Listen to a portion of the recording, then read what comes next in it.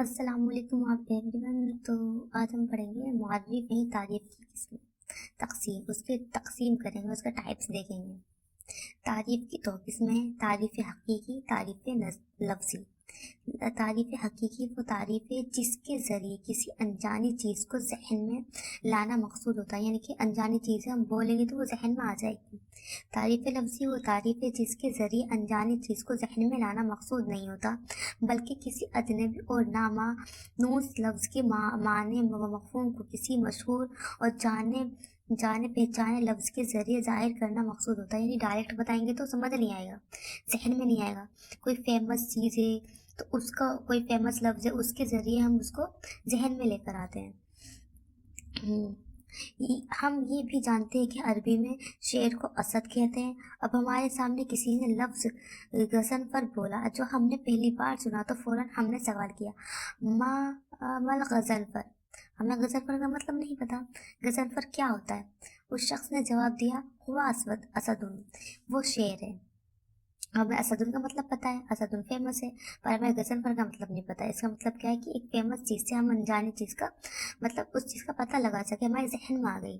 لفظ اسد بول کر اس نے غضنفر کے معنی ایک مشہور لفظ کے ذریعے ظاہر کر دیے.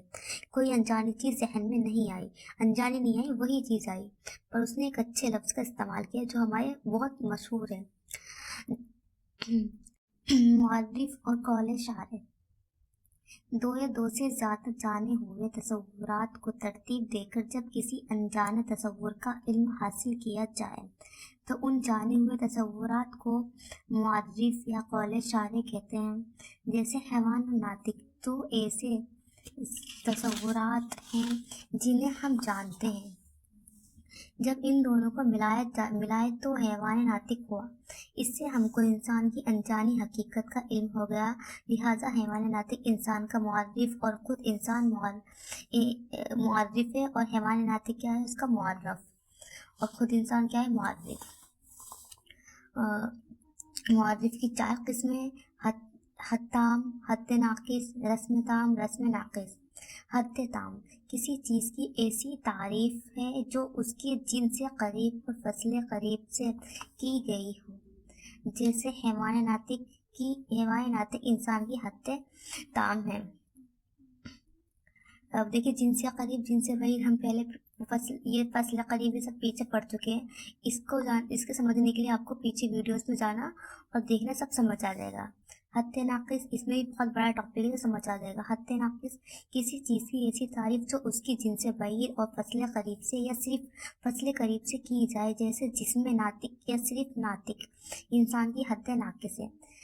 رسم تام کسی چیز کی ایسی تعریف جو اس کی جن سے قریب اور خاصہ سے کی جائے. جیسے حیوان زاہق, ہنسنے والا حیوان انسان کی رسم تام ہے. رسم ناقص کسی چیز کی ایسی تعریف جو اس کی جن سے بعید اور خاصہ یا صرف خاصہ سے کی جائے. جیسے جسم زاہق, ہنسنے والا جسم, یا صرف زاہق, ہنسنے والا انسان کی رسم ناقص ہے. نوٹ: حد تام کے صحیح ہونے کے لیے 5 شرطیں. 5 شرطیں کیا ہے؟ معرف اور معرف کے درمیان تساوی کی نسبت ہو. معرف میں معرف کے اجزاء کی تفصیل ہو. معرف سے زیادہ واضح ہو. معرف کے پائے جانے کے بعد معرف کا پایا جانا ضروری ہو. معرف میں مشترک اور ایسے الفاظ نہ ہو جن کی دلالت اپنے معنی پر واضح نہ ہو. شکریہ.